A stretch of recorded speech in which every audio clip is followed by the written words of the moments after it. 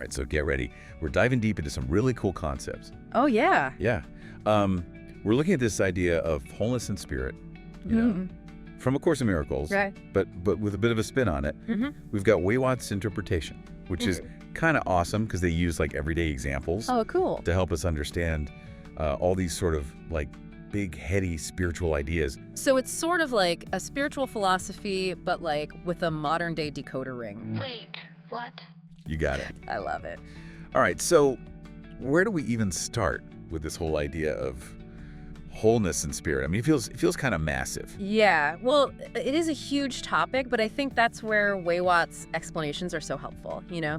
They really break it down. Like, they start by tackling this idea that true wholeness, it isn't about adding more to our lives, Right. but it's about recognizing the completeness that's already within us. So it's not about that hustle harder, achieve more mentality. Yeah. More like, I don't know, like realizing we're already holding a royal flush. Yes. We just need to know how to play the hand. Exactly. And that's where perception comes in. weiwat really emphasizes how our perception often acts like a filter, you know, distorting how we see reality. Right. It's like, you know, those Instagram filters that make everything look perfect, Okay. but underneath it's still the same photo. Ah, I see. So our perception can sometimes trick us into thinking that we're lacking something when in reality we already have everything we need. Exactly. Kind of like Neo in the Matrix before he takes the red pill. Oh, perfect example. You know, he's living in this like fabricated reality, totally unaware of his true potential. I love that analogy. So how do we take the red pill then? Yeah.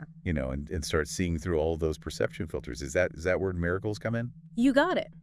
That's exactly where miracles come in. And this is where, you know, weiwat's explanation of miracles gets really interesting because they describe miracles as these shifts in perception that help us align with our inherent wholeness.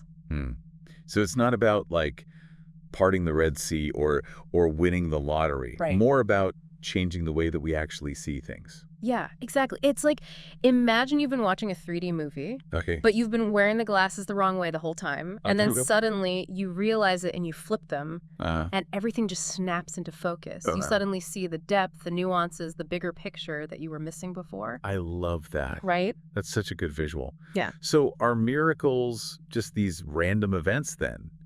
Or can we actually cultivate a miracle mindset like weiwat talks about? Well, that's the exciting part. Okay. weiwat really emphasizes that we have the power to choose a miracle-minded perspective, Right. which basically means choosing to see the world through the lens of love, forgiveness, and understanding. So it's about like actively shifting our focus. Yes. Kind of like choosing a different playlist on Spotify. Yes. You know, going from like that angst-ridden breakup album Yeah. to something way more uplifting and empowering. That's a perfect analogy because just like choosing a different playlist can like totally shift your mood, right? Right. Choosing a miracle-minded perspective, it can like shift your entire reality. It's about focusing on the good, recognizing the interconnectedness of everything, and seeing that divine spark in everyone and everything. Okay, so practically speaking then, how do we start applying this miracle-minded approach in our daily lives? Does it involve like chanting mantras while standing on our heads? Well, there's nothing wrong with a good headstand. Cultivating a miracle mindset is more about, you know, making conscious choices throughout your day. It's about choosing kindness over judgment, Right. forgiveness over resentment, understanding over fear. It's about seeing challenges as opportunities for growth Okay. and recognizing that even in the midst of chaos, there's an underlying order and beauty. Yeah. So it's less about drastic actions and more about subtle shifts in our attitudes and responses. Yes. Little tweaks that can lead to like big transformations. Exactly. And this is where the training wheels analogy comes in. Ooh, training wheels. Okay, I'm sensing another brilliant weiwat analogy coming our way. You know it.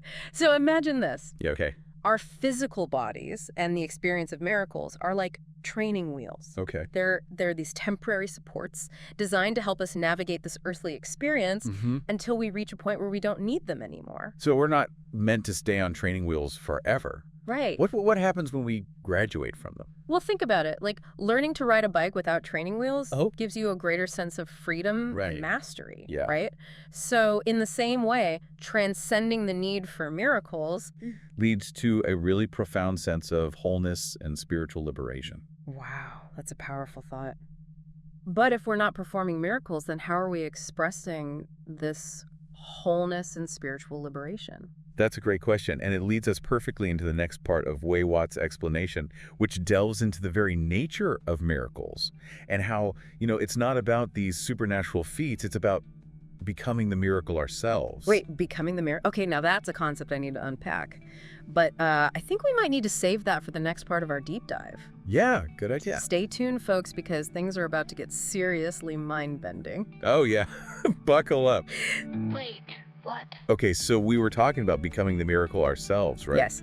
Like, if miracles are the training wheels, Right. what does it look like to ride the bike without them? That's the big question. What kind of suggests that as we move along on this spiritual path, we start to embody the very qualities that miracles represent.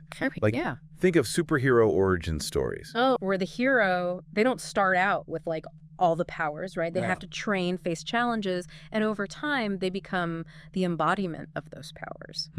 So instead of calling on some outside force to perform miracles, we become the source of that miraculous energy. Exactly. It's about recognizing that power of love, forgiveness, connection, all that fuels miracles, it's already inside us. Okay. We just need to tap into it and let it flow through our actions and thoughts and how we connect with others. So it's less about bending spoons with our minds. Right. And more about bending our perceptions and actions toward kindness and compassion. Yes, exactly. And as we become more aligned with this miracle-mindedness, just our presence becomes a source of healing and transformation for ourselves and for other people.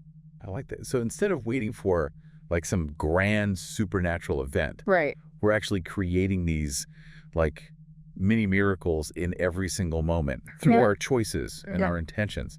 Exactly. And these mini miracles, they can be so simple, like offering a genuine compliment or listening with empathy, choosing forgiveness over resentment, or even just holding space for someone who's struggling. It's like those random acts of kindness that just kind of brighten someone's day. Yes. You never know the ripple effect that they might have. Exactly. And weiwat is really clear that these acts of kindness and compassion, they're not just nice things to do. Okay. They're actually crucial for our spiritual growth and for the evolution of humanity as a whole. Wow. Why is that? What makes these seemingly small acts so important? Well, according to A Course in Miracles and how weiwat interprets it, we're all interconnected. It's like that saying, no man is an island. Right. We're all part of this huge, intricate web of life. And every action we take, it has a ripple effect on the entire web, So the butterfly effect. Yeah. One small flap of a butterfly's wings can create a hurricane on the other side of the world. Exactly. And just one little act of negativity can create a chain reaction of suffering. Right. A single act of love and kindness can create this ripple effect of healing and transformation. So it's not just about our individual journey toward wholeness. It's about contributing to the collective awakening of humanity. Exactly. And that's why weiwat emphasizes this idea of sharing our talents and seeing the true value in everyone. Okay, I'm intrigued.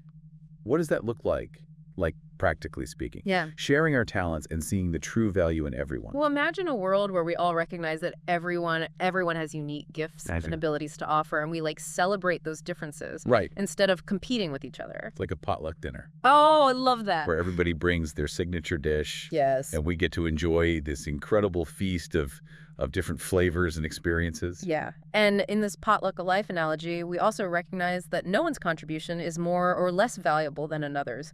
Right. The person who made the salad is just as important as the person who baked the cake. Exactly. It's about appreciating the whole spread, the unique contributions of each individual, and understanding that it all comes together to create something truly amazing. Yeah, it's appreciating the whole spread, Yes. the unique contribution of each individual, Yes. and understanding that it all comes together to create something truly delicious. Exactly. And when we embrace this mindset, we move away from comparison and judgment and scarcity, and we tap into this wellspring of abundance and creativity. That's a beautiful image. But I got to be honest, sometimes it's hard to see the value in everyone, especially when we encounter people who seem to be, I don't know, operating from a very different place, maybe even a less evolved place. Yeah, I totally get that. We all have moments where we struggle with judgment and separation. Right. But weiwat reminds us that even those who, seem to be lost or stuck, they're still part of this interconnected web of life. They're just expressing a different facet of the human experience. So it's about having compassion for their journey, even if we don't, condone their actions. Exactly. And it's about remembering that we all have blind spots. Right.